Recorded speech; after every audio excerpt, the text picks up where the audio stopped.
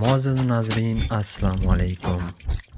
آج دنیا جدید سے جدید تر نظام میں منتقل ہو رہی ہے۔ دور قدیم میں لین دین کا نظام مال کے عوض مال سے کیا جاتا تھا۔ یہاں پر یہ چیز محسوس کی گئی کہ تجارت کے لیے بھاری سامان کا لین دین کرنا قدرے مشکل ہے۔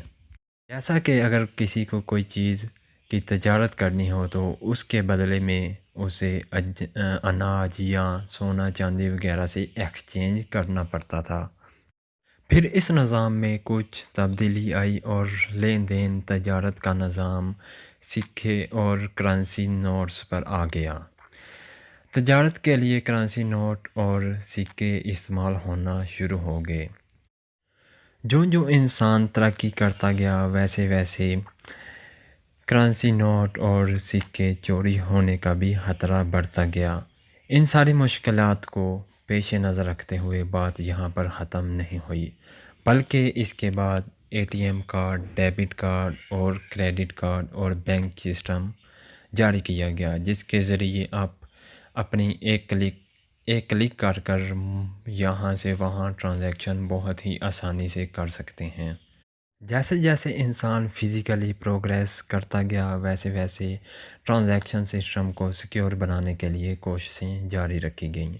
ATM card, debit card, credit card تو آ گئے، لیکن ہیکرز کے اٹیک کا خطرہ بھی بڑھتا گیا۔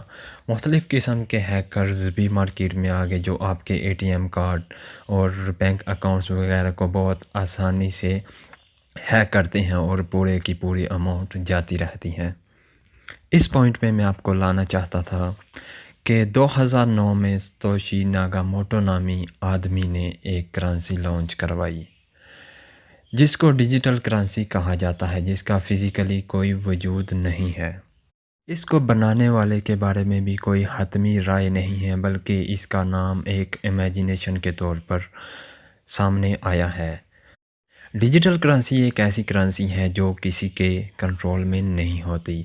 جیسے اگر آپ اپنی پیپر کرنسی یا فردر ATM کرنسی کی بات کی جائے تو وہ آپ کے سینٹرل بینک کے کنٹرول میں ہوتی ہے، جیسا کہ پاکستان کی currency state bank of Pakistan کے کنٹرول میں ہے، ویسے ہی ہر ملک کی کرنسی ان کے اپنے اپنے ملک کے بینک کے کنٹرول میں ہوتی ہے۔ بینک کی اجازت کے بغیر کوئی بھی ٹرانزیکشن پاسبل نہیں ہوتی۔ جو بھی ٹرانزیکشن کی جاتی ہے اس کا ریکارڈ بینک میں موجود ہوتا ہے، جبکہ ڈیجیٹل کرنسی میں ایسا کچھ نہیں ہے۔ ٹرانزیکشن یوزر ٹو یوزر ہوتی ہے، مطلب کہ میں نے آپ کو پیسے سینڈ کرنے ہیں تو یہ صرف آپ کو پتہ ہوگا یا مجھے پتہ ہوگا، کسی تیسرے بینک یا کسی آدمی کو اس چیز کی خبر نہیں ہوگی۔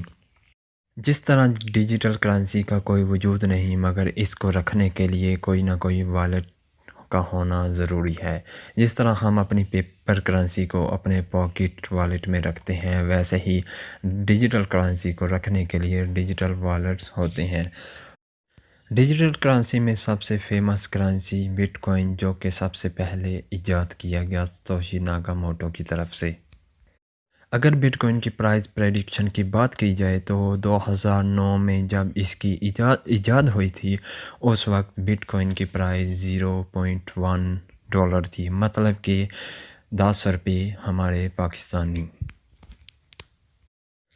اس کے بعد بٹ کوائن کی پرائز اپ ڈاؤن ہوتی رہی۔ 2017 کی بات کی جائے تو 2017 میں بٹ کوائن $10,000 تک پہنچ گیا۔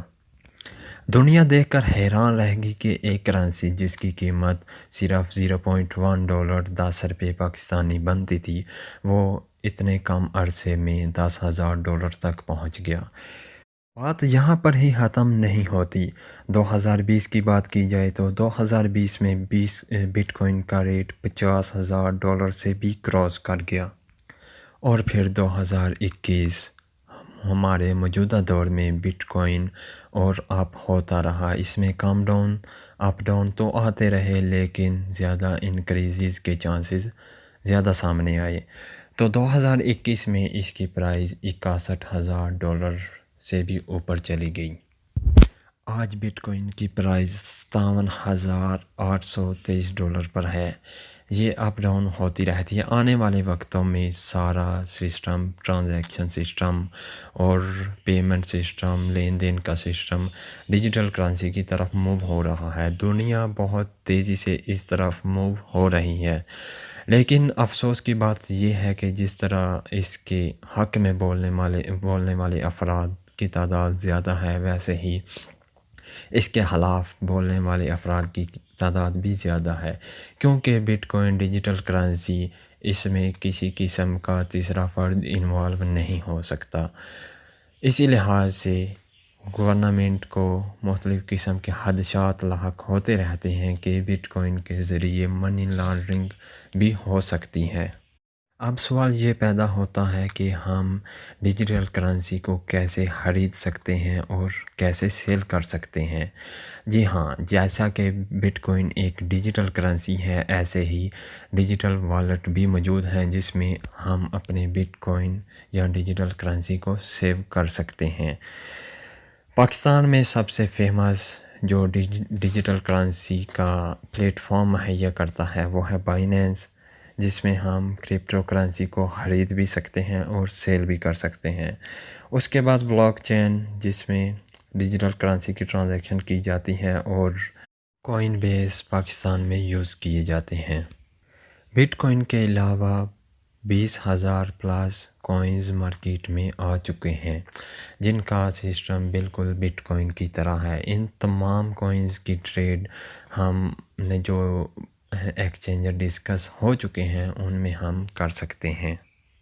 امید کرتا ہوں کہ کرپٹو کرنسی اور ڈیجیٹل کرنسی کے حوالے سے بہت ساری چیزیں آپ کو کنفرم ہو گئی ہوں گی۔ مزید اچھی ویڈیوز کے لیے جڑے رہیے ہمارے چینل کے ساتھ۔ ویڈیو اچھی لگے چینل کو لائک اور سبسکرائب لازمی کیجیے گا۔ بہت شکریہ، اللہ نے